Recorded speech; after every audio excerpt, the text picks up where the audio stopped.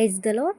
ఈరోజు దేవుని వాగ్దానము యెషయా గ్రంథము 9వ అధ్యాయం 2వ వచనము. చీకటిలో నడుచు జనులు గొప్ప వెలుగును చూచుచున్నారు. మరణ ఛాయ గల దేశ నివాసుల మీద వెలుగు ప్రకాశించును. ప్రియా సహోదర సహోదరులారా, ప్రభువు మనతో నేటి దినము మాట్లాడినన్నారు. ఏమిటంటే 2 విషయాలను ప్రభు తెలియచేస్తూ ఉన్నారు. మన యొక్క మునుపు జీవితం, ఇప్పుడు మనం ఎలాగ ఉండాలి అనే జీవితాన్ని మనకి 2 విధాలుగా మనకు తెలియచేస్తూ ఉన్నారు. మునుపు మనం ఎలాగ ఉన్నామంటే చీకటి అంధకార శక్తులలో మనము జీవిస్తున్న వాళ్ళము. ఇప్పుడు ఆయన ఆశ్చర్యమైన వెలుగు ద్వారా మనం ఆ వెలుగుని చూస్తూ ఉన్నాము అని మనం గుర్తెరగాలి. ఆ వెలుగునిలో మనం జీవించినప్పుడు ఆ వెలుగుని ప్రకాశింపవంతముగా మన జీవితాలు ఉండాలి అని ప్రభు చెప్తూ ఉన్నారు. మనము జీవించామంటే, దేవునిలో జీవించామంటే, మనం వెలుగు ప్రకాశింతంగా జీవించలేకపోతే అది వ్యర్థమే. మనం రోజు రోజుకి సువార్తను ప్రకటించాలి. అలాగే వెలుగును గూర్చి, దేవునిని గూర్చి మనం ప్రకటించే భక్తులమై ఉన్నాం.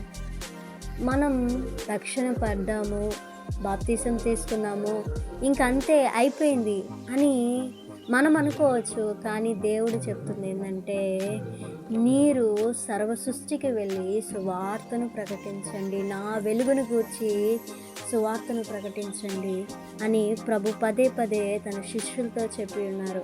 శిష్యులంటే ఎవరో కాదు, నువ్వు నేనే, దేవునిలో రక్షింపబడిన వాళ్ళమే శిష్యులు అయి ఉన్నాం.